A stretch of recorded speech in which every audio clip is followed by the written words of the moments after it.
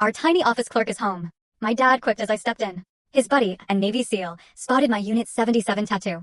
His chuckle vanished. Sir, he told my dad, do you not know who your daughter is? He asked before turning to me. Admiral Callahan, ma'am, it's in Hano. You know, sometimes one single moment can rewrite your entire life. One offhand comment, a careless word, and suddenly, the foundation you built your world on just crumbles.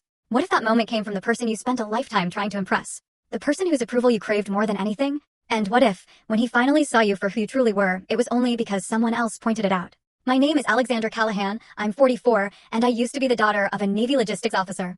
Now, I've commanded Unit 77, one of the most covert task forces in U.S. Special Operations.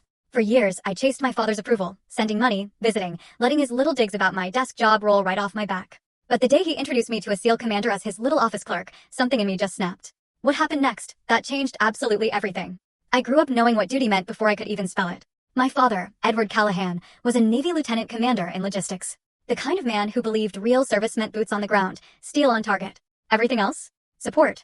Administration. When I was 8, he pinned his retirement insignia into a shadow box and told me the military was no place for women who couldn't handle combat. Guess what?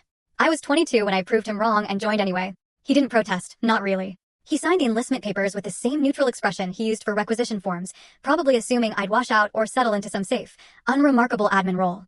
I went to officer candidate school, graduated top of my class, commissioned as an ensign at 23. He showed up to my ceremony, but then he just left. Early. Had a retirement luncheon with his logistics buddies.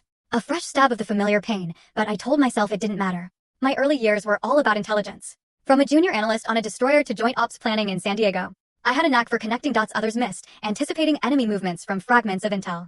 By 26, I was a lieutenant. By 30, lieutenant commander.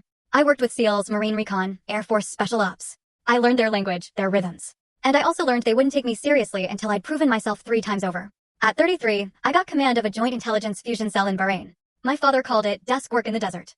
I could hear a Padres game on in the background as he said it. I didn't correct him. I didn't tell him that my desk work involved coordinating real-time intelligence for strike packages hitting high-value targets across 2 theaters.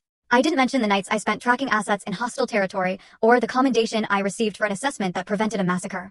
He wouldn't have understood. Or maybe he would have, and that was full story on the channel. Link below. Click now and watch what happened next.